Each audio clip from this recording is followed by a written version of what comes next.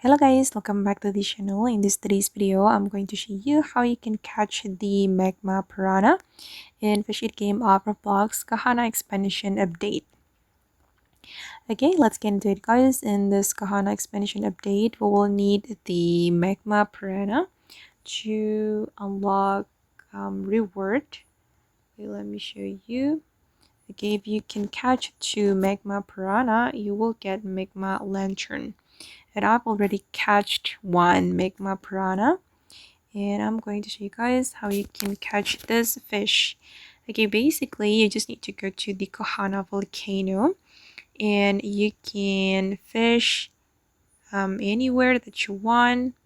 For example, right here, you need to fish on the lava to get the Magma Piranha.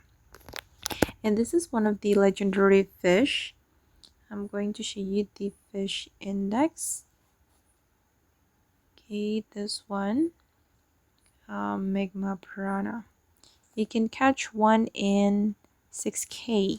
Oh, and for the rod, I would like to recommend you to use the rarest rod or the ghost fin rod.